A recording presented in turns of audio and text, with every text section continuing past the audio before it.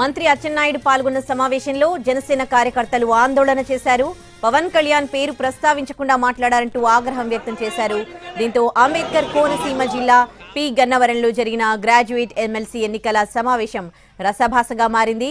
Incharge మంత్రి అచ్చెన్నాయుడు మాట్లాడుతూ ఉండగా జనసేన కార్యకర్తలు ఆందోళన చేశారు.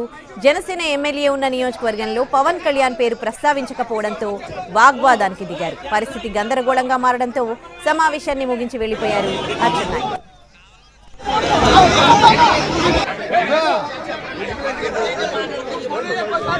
అన్ని విధాల ముందుకెళ్తుంది. మీరు అర్థం చేసుకోండి.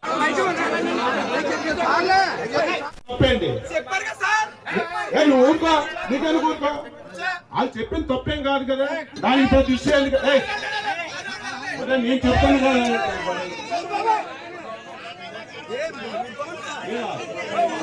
నువ్వు చెప్పాను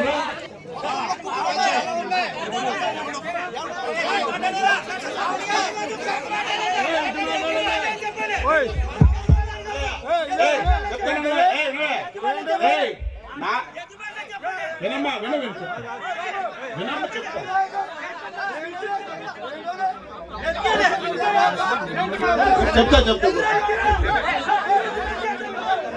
ఎన్డీఏ పార్టీ అంటే పవన్ కళ్యాణ్ గారు లేకుండా ఎన్డీఏ పార్టీ అది కాదు.